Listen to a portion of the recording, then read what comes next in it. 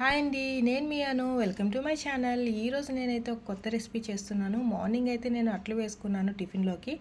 అట్లు వేసుకున్న తర్వాత ఒక అట్టు అయితే మిగిలిపోయిందండి. ఈవినింగ్ స్నాక్ కింద తిందామని ఆ ఉత్తి అట్టు తినాలి అని అనిపించలేదు. కాకపోతే నేను దాన్ని వెరైటీగా చేశాను. స్టవ్ ఆన్ చేసుకొని కళాయి పెట్టుకొని అందులో ఆయిల్ వేసుకొని ఉల్లిపాయలు పచ్చిమిర్చి కట్ చేసి పోపులు వేసుకున్నాను.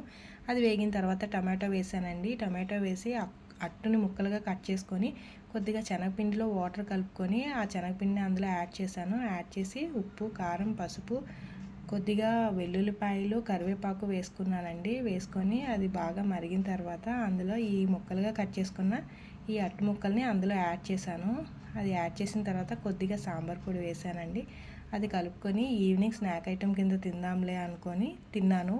అది పక్కన పెట్టుకొని ఒక 10 మినిట్స్ అలా ఉంచిన తర్వాత తింటే బాగుండిందండి. చాలా బాగుంది. మీరు కూడా ఒకసారి వెరైటీగా ఇలా ట్రై చేయండి. నచ్చితే లైక్ చేయండి, షేర్ చేయండి, అలాగే సబ్స్క్రైబ్ చేయండి.